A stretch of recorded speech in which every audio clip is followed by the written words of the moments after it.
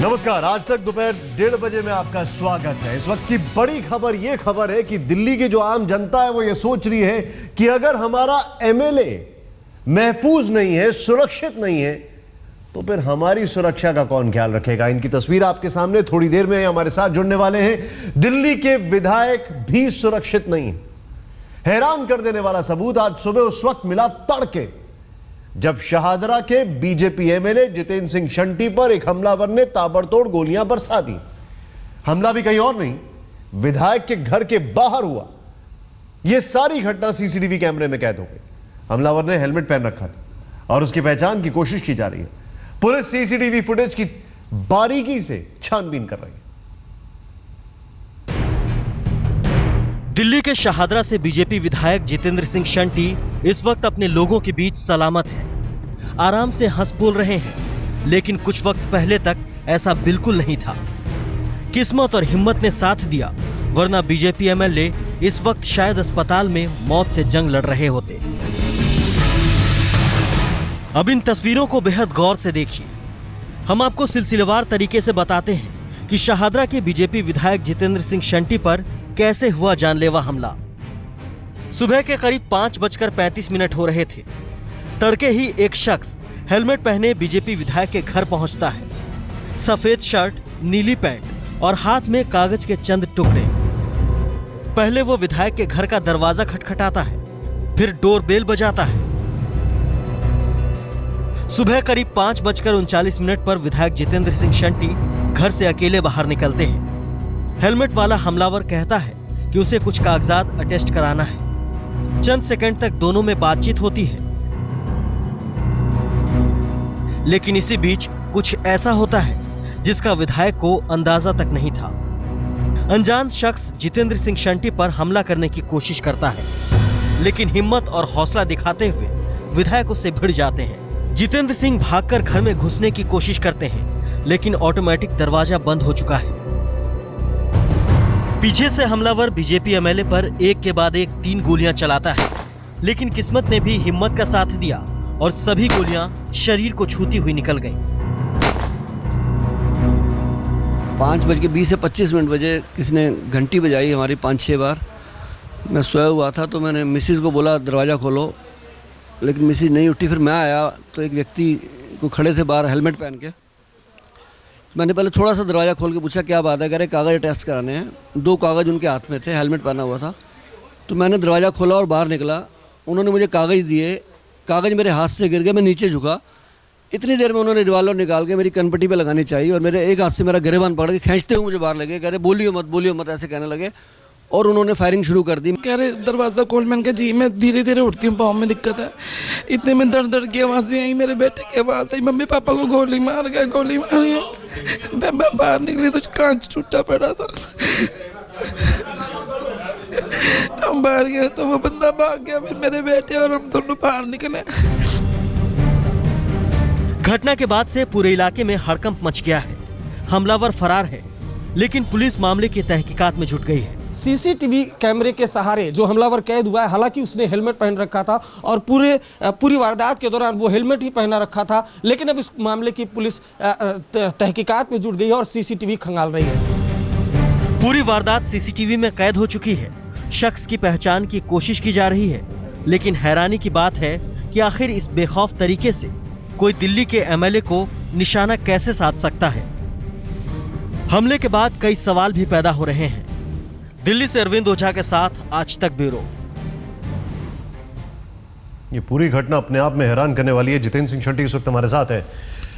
स्वागत है आपका आज तक में। पहले तो ईश्वर का शुक्र है कि आप एकदम सुरक्षित हैं अभी और आपको कुछ भी नहीं हुआ है।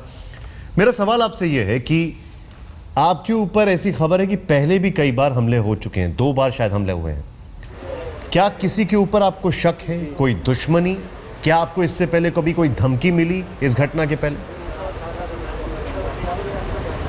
2007 में जब मैं चुनाव लड़ रहा था नगर निगम का, तो रात के 2-2:30 बजे मेरे ऊपर मेरे घर के बाहर गोली चलाई गई थी, जो गेट को चीरती हुई निकल गई थी और एक शख्स बैठा था, वो बच गया था थोड़ा सा। वो केस रजिस्टर्ड हुआ था वो हमें लगता था कि शायद पॉलिटिकल हमें डराने के लिए किया गया, क्योंकि मैं इंडिपेंडेंट खड़ा था उस समय, मेरे सामने 3 नेशनल पार्टियां थी। उसके बाद 2008 में जब मैं एक डीजल चोरी में किसी को पकड़ रहा था तो उसने मेरे ऊपर ट्रक चढ़ाने का प्रयास किया और बहुत मुश्किल में बचा था, उसमें भी केस रजिस्टर्ड हुआ था। उसके बाद आज से 1.25 या 1.5 साल पहले मुझे फ़ोन पे रेगुलर धमकी आती थी कि तेरे को उठा के ले जाएंगे, तेरे बच्चों को काट देंगे, 100 तरीके की। तो मैं उसे बहुत लाइट ले रहा था, लेकिन मैंने एसएचओ साहब को उसकी एक कंप्लेंट कर दी थी मैंने। तो एसएचओ साहब ने मुझे थोड़े दिन बाद कहा कि जिस बंदे के फ़ोन आते हैं वो बंदा सैकी टाइप का है, क्रिमिनल नहीं है, आप कहो तो कैसे करें। मैंने कहा ठीक है, अगर आपको लगता है कि बंदा गलत नहीं है तो कोई बात नहीं, छोड़ दो आप।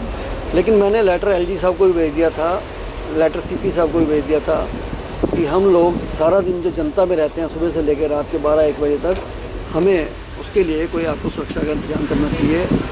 कोई बात नहीं हुई है, लेकिन मुझे पंजाब से प्रकाश सिंह बादल जी ने, सुखबीर सिंह बादल जी ने 2 बंदे दे रखे हैं पंजाब पुलिस को, जो दिन में मेरे साथ रहते हैं। ये जो कांड हुआ है ये पूरी प्लानिंग से हुआ है, जिसको ये पता है कि सुबह 6 बजे के करीब मैं घर से बाहर निकलता हूँ अखबार लेने के लिए, या मैं डॉगी को घुमाता हूँ थोड़ा सा गली में, मेरी रोज़ की रूटीन है ये।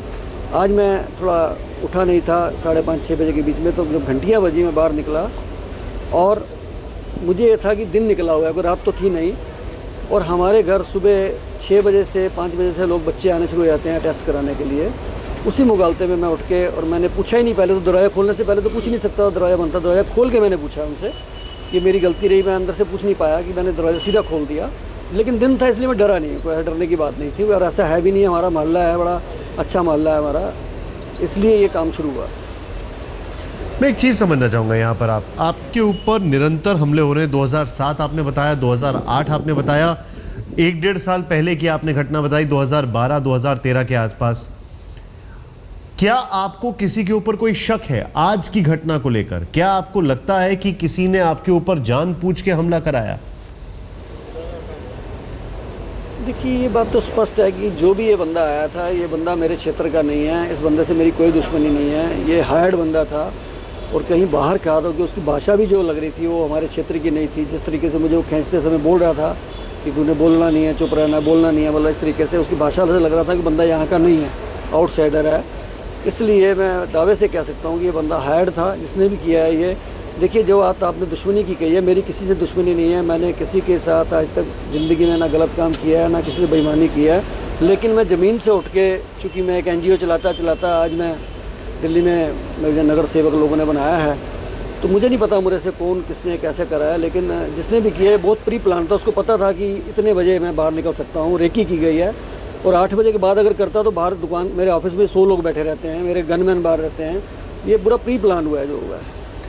एक चीज़ यहाँ पर बड़ी ऑब्जर्व करने वाली बात है, जो बड़ी गौर से अगर देखें, इस पूरी घटना में जो भी व्यक्ति आया था उसको ये अच्छी तरीके से पता था कि आप फॉर्म्स अटेस्ट करते हैं, सुबह से ये सिलसिला शुरू हो जाता है। उसको ये भी बहुत अच्छी तरीके से पता था कि किस टाइम पे आपके गार्ड्स नहीं होते हैं।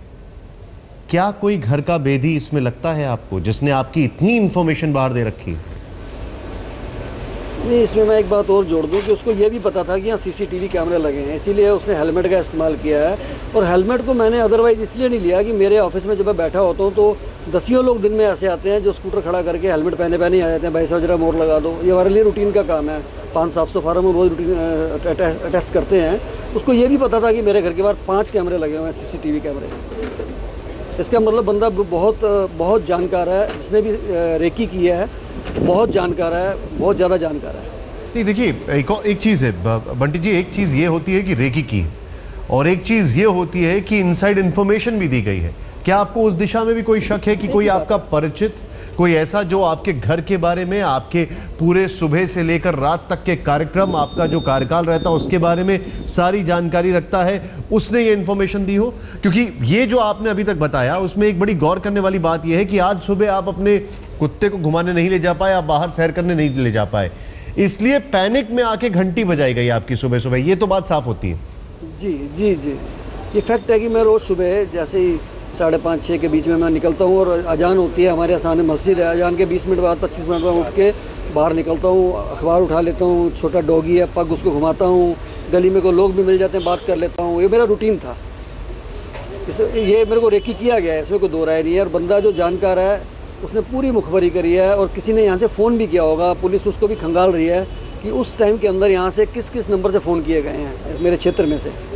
जी, एक आपको किसी पे कोई शक, आपको कहीं कोई लगता है कि कोई इसमें इन्वॉल्व है? क्या 2007 या 2008 के मामले में जो इन्वॉल्व थे वो, या अभी 2012-2013 के मामले में आपको किसी पे कोई शक? अभी आज की सिचुएशन को देखते हुए ऐसी कोई भी बात करना थोड़ा ज़्यादा जल्दी लगेगा, मैं माफ़ी चाहता हूँ। अभी ऐसी हम कोई बात नहीं करेंगे, किसी टॉपिक पे हम चल रहे हैं, वो बात हम बाद में करेंगे। अभी जो आपकी सिक्योरिटी है, अब आपको क्या सिक्योरिटी दी जा रही है और अब आप किस लिहाज से, क्योंकि आपने पहले भी बताया कि आपने एलजी को बहुत पहले पत्र लिखा था, उसके बाद आपको बादल साहब की तरफ से सिक्योरिटी मिली, लेकिन दिल्ली सरकार की तरफ से अगर या दिल्ली की बात की जाए, कोई सिक्योरिटी का अब आपको कुछ कहा गया है कि आपको इतनी सिक्योरिटी या सुरक्षा दी जाएगी? देखिए, मेरे पास ऑलरेडी जो पंजाब के लोग हैं मैं उनको साथ रखूँगा और कोई बात नहीं, अगर दिल्ली से नहीं भी मिलेगी तो मैं अपने प्रिकॉशन रखूँगा। थोड़ा हम अपना सिस्टम थोड़ा सा चेंज करेंगे कि जो जानकार लोग हैं उन्हीं के लिए दरवाज़ा खोलेंगे, जो अननोन है उनके लिए नहीं खोलेंगे। काफ़ी सारी प्रिकॉशन लेनी पड़ेगी। हम रात के 2-2 बजे तक हम लोग तो शादियों में ही घूमते रहते हैं, दुख सुख में जाते हैं। रात के 2 बजे हमारी घंटी बजा के कोई खून लेने आता है, कोई गाड़ी लेने आता है, कोई एम्बुलेंस लेने आता है। थोड़ा सा चेंज करेंगे शेड्यूल को, हम यही सोचा है हमने। एक चीज़ और मुझे बताइए, आप जो अभी तक आपके ऊपर हमले हुए हैं या जो अभी तक आपके ऊपर अटैक्स हुए हैं, उनके बाद से लेकर अभी हाल फिलहाल में आपको लगता है कि आपकी सिक्योरिटी या आपका अपनी सुरक्षा को लेकर थोड़ा सा रवैया आपका बेपरवाह हो गया, जिसकी वजह से ये घटना घटी? इसमें कोई दो राय नहीं है कि मैं बहुत ज़्यादा आम हूँ, जनता के साथ बहुत ज़्यादा आम हूँ। मैं कहीं भी किसी के बुलावे पे भी चला जाता हूँ, कोई भी मेरे घर आ जाता है, मेरे घर में सख्त हिदायत है कि जो भी आएगा वो चाय पानी पी के जाएगा, अंदर बिठाओगे। अननोन बंदे भी मेरे बेडरूम तक चले जाते हैं और यही कारण था कि मेरे बेटे ने थोड़े दिन पहले इलेक्ट्रॉनिक लॉक लगवाया था इसमें, उसी की वजह से आज मैं बाहर रह गया। कि जैसे ही मैं बाहर निकला और वो जो लगा था डोर क्लोजर, उसने थोड़ा सा पुश किया और मेरा हाथ लगते हुए दरवाज़ा बंद हो गया, लॉक हो गया। और वैसा लॉक था। अभी इसमें एक बात और निकल के आ रही है कि अगर वो जो क्रिमिनल था अंदर मेरे साथ चला जाता तो वो मुझे तो मारता ही मारता, वो फिर निकल ना पाता, क्योंकि उसका एक ऐसी जगह बटन लगा दरवाज़ा खोलने के लिए, वो दबा ना पाता, वो मेरे घर वालों को भी मारता। फिर वो पक्की बात थी कि निकलने के लिए वहाँ से वो फंस जाता अंदर आके। मंडी जी, आप हमारे साथ बने रहिए, क्योंकि यहाँ पर कुछ और चीज़ें हैं जो कि आपकी इस घटना से मैं जानना चाहूँगा कि जो बाकी एमएलए हैं उनके लिए क्या कुछ सीखने के लिए और भी कुछ चीज़ें हैं। ब्रेक के बाद आपका एक बार फिर स्वागत है। हद तो तब हो गई जब आम आदमी पार्टी के एक विधायक इस पूरे हमले को कहते हैं ये पॉलिटिकल स्टंट।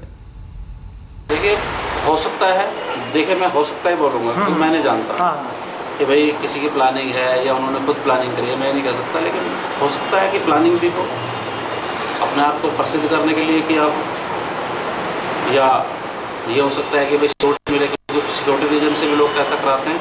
लेकिन ये हो सकता है, मैं इसके बारे में कह नहीं सकता कि भाई उन्होंने ऐसे जानबूझ के क्या किया। मैं तो इसके बारे में मैंने तो देखा भी नहीं है, वो असल मैंने देखा भी नहीं है, हो सकता है, और फिर भी अपना बयान जरूर दे रहे हैं आम आदमी पार्टी के विधायक। शंटी जी, ये सवाल वैसे कोई बनता नहीं है, लेकिन फिर भी मैं पूछ रहा हूं आपको। इसमें कोई पॉलिटिकल एंगल तो मैं लेके आना नहीं चाहता हूं, लेकिन आम आदमी पार्टी के विधायक एक हैं, उन्होंने कुछ भी नहीं देखा है अभी तक, और वो बोल रहे हैं हो सकता है ये पॉलिटिकल स्टंट हो सकता है अपनी सिक्योरिटी के कराया हो, लेकिन हो सकता है। आपका कॉमेंट इस पर? कोई बात नहीं, मैं किसी को मेरे को किसी से गिला शिकवा नहीं है और मुझे इस प्रकार की कोई सिक्योरिटी भी नहीं चाहिए किसी प्रकार की। मेरे को ऑलरेडी पंजाब पुलिस ने सिक्योरिटी दी हुई है, लेकिन मैं खुद ही प्रिकॉशन लूँगा आगे से। अपने से बढ़ के कोई सिक्योरिटी नहीं होती है, अपने तरीके से चलेंगे। मुझे अपने बच्चों के लिए भी जीना है, समाज के लिए भी जीना है। ये मेरा आपसे अगला सवाल है शंटी जी। आपने अपने बच्चों का जिक्र किया, आपकी फैमिली का आपने ब्रेक से पहले जिक्र किया था। जो चिंता का विषय है वो ये है कि सबसे पहले शायद आपको किडनैप करने की कोशिश की गई, और जब वो आपने अपने गिरेबान से हाथ छुड़ा लिया तब आपके ऊपर गोली मारी गई है। अब चिंता ये है कि आप सिक्योर्ड है, लेकिन आपके परिवार वाले सिक्योर्ड नहीं। सच बात तो यह है कि मुझे वो किडनैप करने के चक्कर में था, नहीं तो मुझे खींचता क्यों 15 फुट? वो खींच के जो लेके जा रहा था, मुझे कह रहा था चुप रहा। इसका मतलब यह है कि मुझे एक बंदा यहाँ था, दूसरा गाड़ी लेके आता अगर क्योंकि वो ऑलरेडी लेट चल रहा था काम, उनका प्रोग्राम, प्लानिंग उनकी गड़बड़ हो गई थी। वो 20 मिनट से घूम रहा था मेरे घर के बाहर, जो सीसीटीवी बता रहा है। वो मुझे ले जाना ही चाहता था, जो खींच के ले जा रहा था 15 फुट, नहीं तो पीछे क्यों लेके गया मुझे? 2 गाड़ी, पहली मेरी डिजायर खड़ी थी, वो गाड़ी पार हो गई, फिर जिप्सी खड़ी थी, वो गाड़ी पार हो गई। जब उसने वहाँ जाके, जब मैं हावी पड़ गया उसके ऊपर थोड़ा सा खींचातानी में, तब उसने पिस्टल लगा के फायरिंग शुरू की है, पिस्टल निकाल के जैसे शुरू किया है, और मैंने धक्का दे के भागा हूँ मैं। अदरवाइज मुझे लगता है कि वो मुझे गन पॉइंट पे लेके जा सकता था कहीं पे, जो मेरा आइडिया है, जो हो सकता है।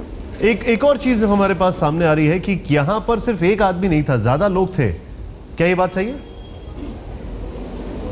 ये पक्की बात है कि वो हेलमेट जरूर पहन के आया था, वो स्कूटर पे नहीं आया था, कार पे आया था, क्योंकि हमारे घर से तकरीबन 400-500 मीटर दूर एक दूध की डेयरी है, जिसने वहाँ कार खड़े होते देखी है और उस कार में उसको भागते देखा है। उसमें कितने व्यक्ति थे उसने नहीं देखा है।